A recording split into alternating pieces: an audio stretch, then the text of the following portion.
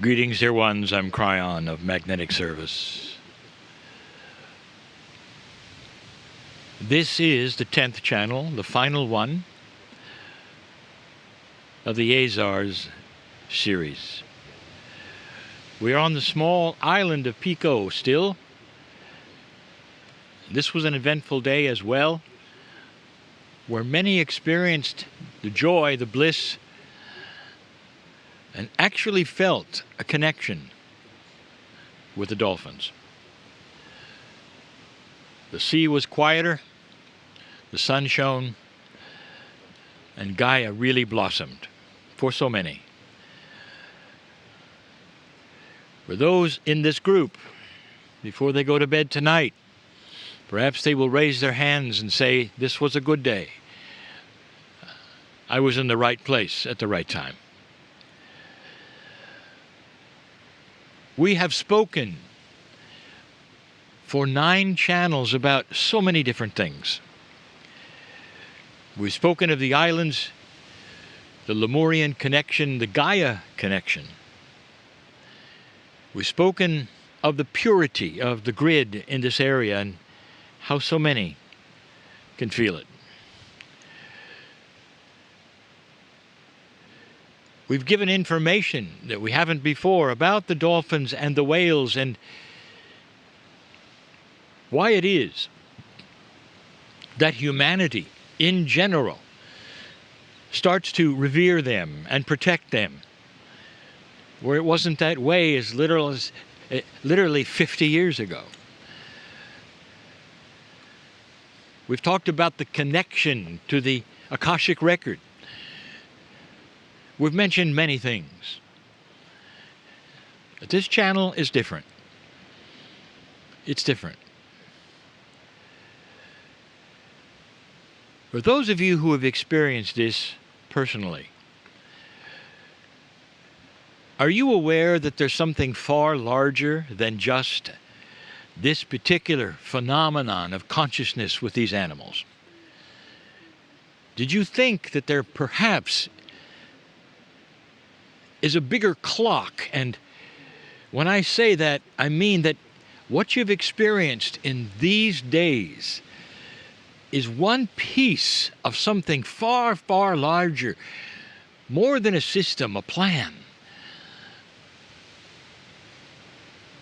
You've experienced a connection with these animals, and you've been told that they have a consciousness that is different from any other animals in the world. Any of them. And you take a look and you want to know, what is it? Could it be spiritual? Could it just be physical? Whatever it is, you sit and you love it, and there are those who want to do it over and over and over. But have you really sat to think about, what if it is one tiny gear in a beautiful watch of the universe, or of humanity, or the solar system, that is special? And you just got to see this one special thing. And so the subject of the channel is, why spirituality? Why should someone even listen to this channel? There are many who come across my voice, perhaps for the first time, and they would listen for a while, and they would say, "Well, it's not for me. There's nothing here for me." They would say, "I have a good life. I feel I know what I'm doing. Yes, there have been issues. I've gotten through them. I'm surviving. I'm okay." And that's the end of it. And I will tell you right now that in an old energy earth, all of humanity until 2012 mostly had that attitude. Then there are others that say, "I don't need your information, Kryon, because I'm in an organized system."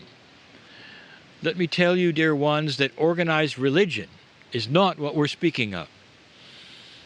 Organized religion will give you the rules of the do's and the don'ts, and be careful. But they're not going to give you core spirituality. And that's what we're speaking of. And then there are so many who say everything that you do, as one you would call spiritual or esoteric or New Age, is just so bizarre. I don't want any part of it. I've heard of some of the things you believe, and I don't want to go there.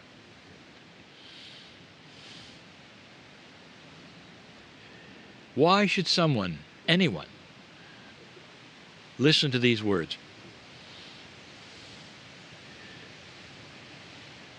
In the past, if you've run across a preacher, perhaps, or somebody who would give you information about a system, perhaps, they will say, you must do it, or you'll be punished. And so there is the fear aspect, and then you listen, don't you? And everything I've told you, in every time I've told you, in every way I've told you, there's not been one time when I said you must do this. I've never told you about a fear scenario. Instead, there's the invitation of discovery of self. Kryon, what does that mean, discovery of self? I would like to tell you, dear ones, that there is a plan. There is not just a system. You can call it that. Parts working together for the common good are more than a system. It's a plan. It's a universal plan, and it's greased with love and compassion in a way that you can't understand if you're standing for the outside. Spirituality and the study of it allows you to find things you don't know are there, unless you're willing to look and listen. What I mean by that is this: even the one who says, I'm doing fine, I've had my troubles, I'm okay, I'm surviving. Dear ones, is that the goal? Is okay and surviving the goal? Your culture may say yes. That's all you've got.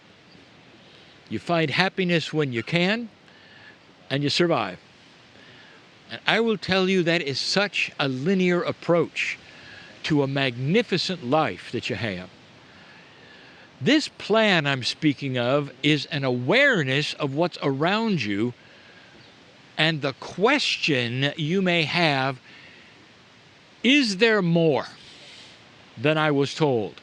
Could it be that I've hit that wall I spoke of before and never really examined the things that go beyond the reality that I know? Is it possible that there is an easier way, a path, because of things that are esoteric?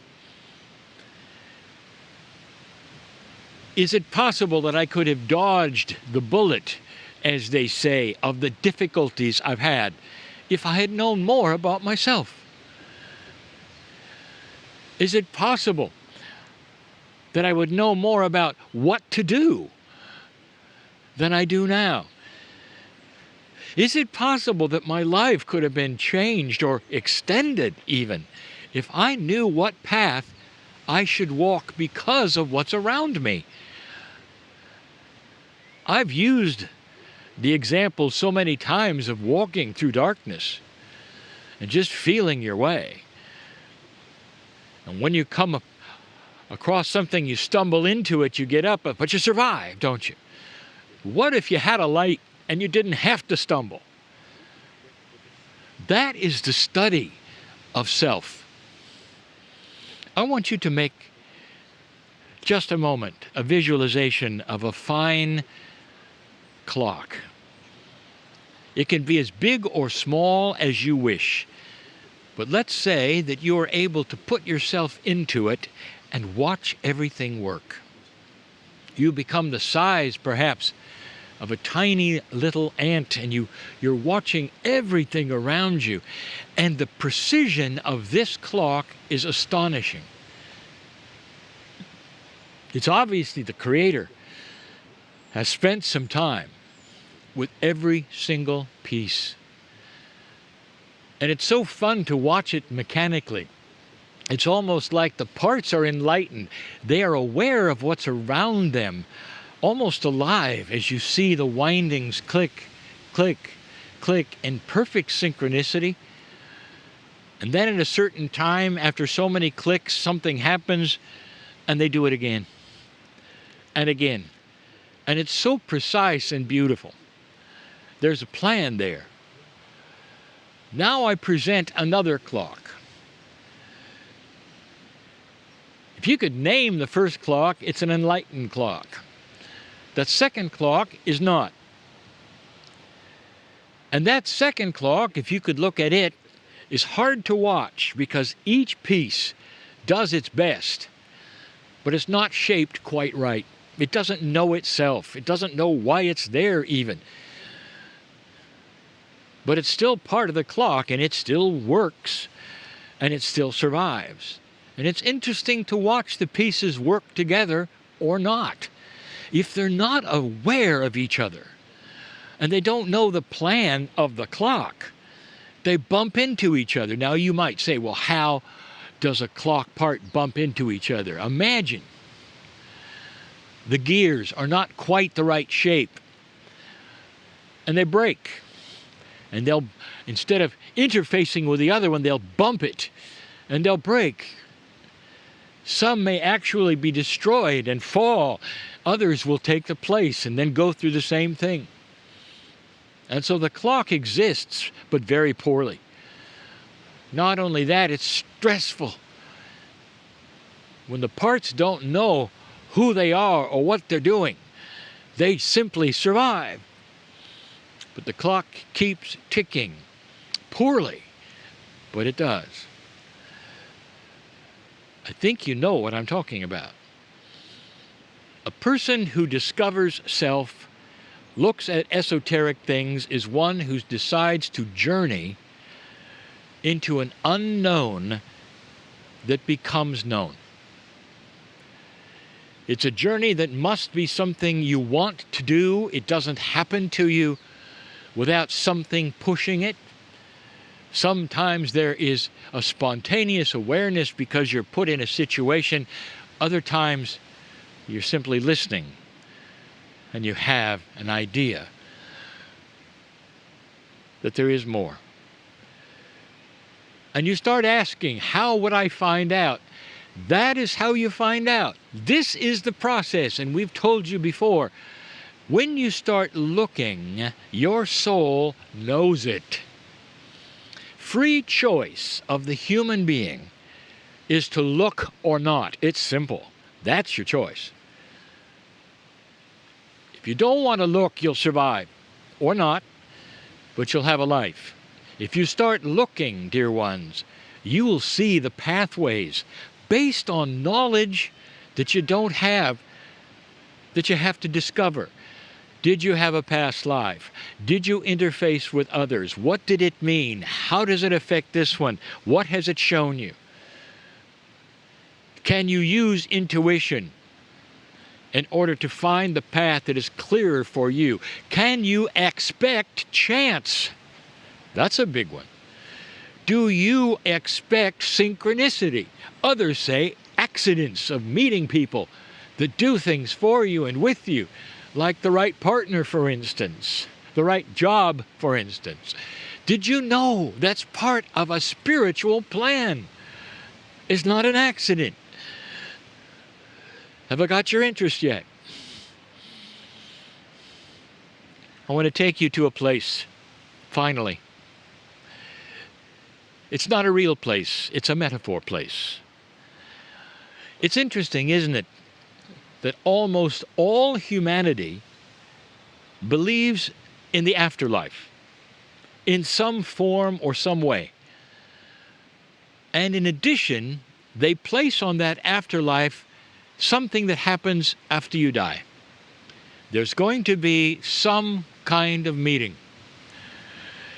Don't you find that interesting? That organized systems, esoteric systems, all of them see you coming together at some level after a life. In some systems, it's a judgment, where your soul, if it doesn't come up to specifications, will then be tortured forever. By the way, I'll say it again, that is not the loving God who made your soul.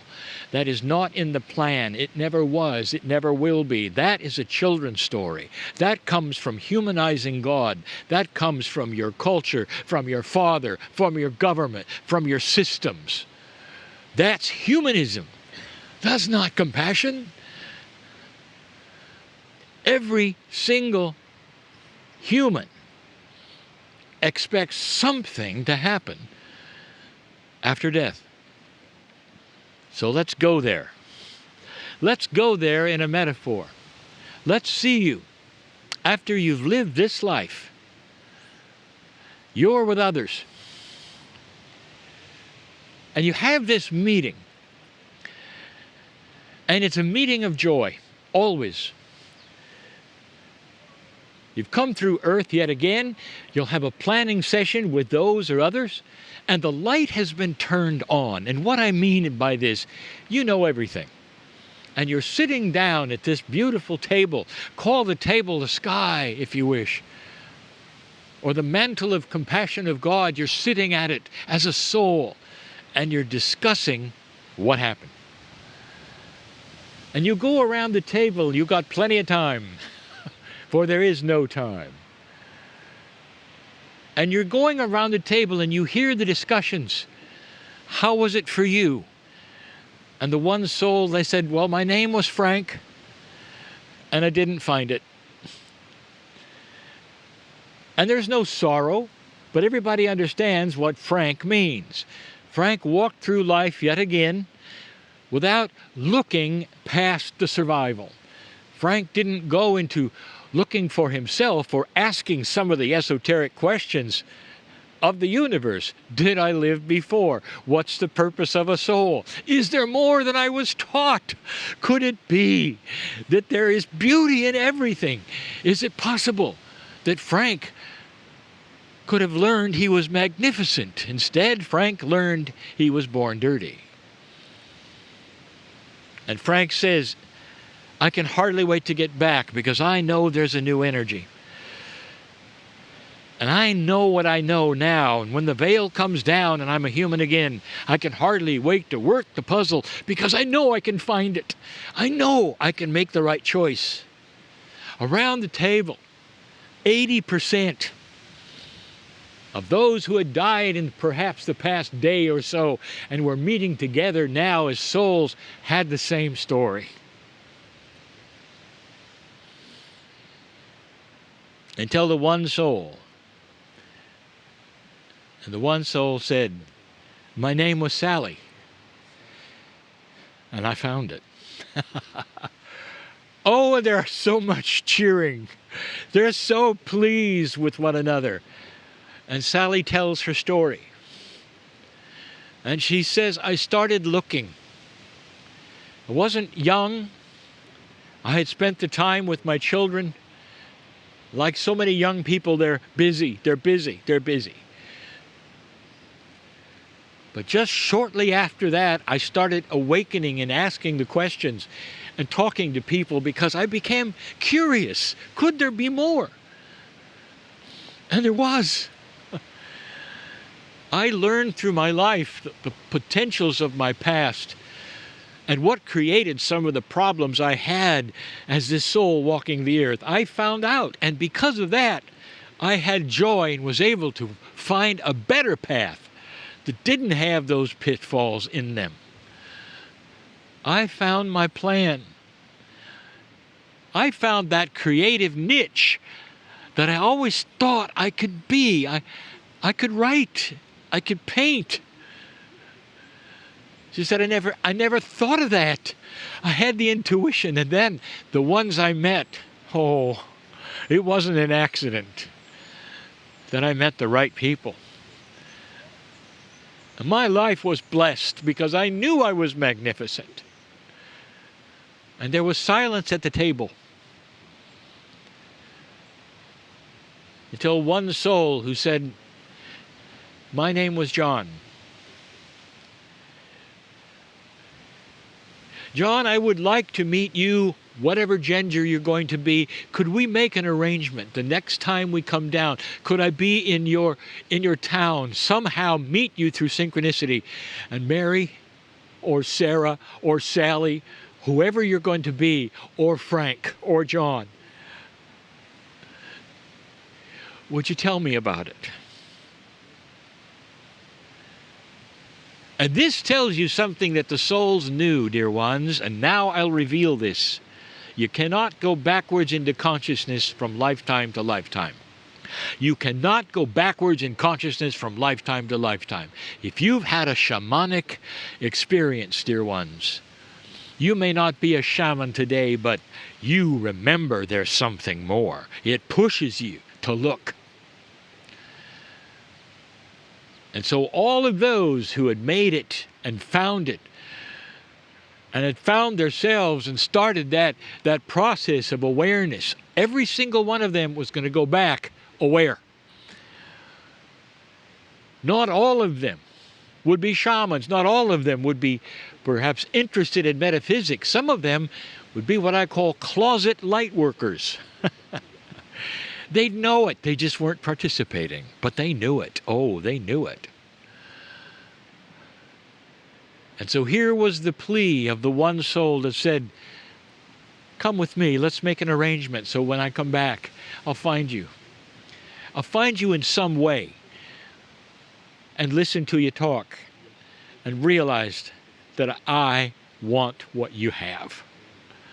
That's the plan, dear ones. And some of you in this group know it. Some of you don't. But the free choice is this. You've heard how it works. You can go further right now than anything you've done. This story of the dolphins, this awareness that you have, this joy you feel, is a part of the clock. This is expanded 100, 1,000, 1,000,000 times as you start to meet the other special things, just like this one that you've discovered in so many different ways that are part of this pristine, aware clock that almost works by itself because it knows it's magnificent. Why spirituality? It's the rest of the story. That's why. Think on these things. And so it is.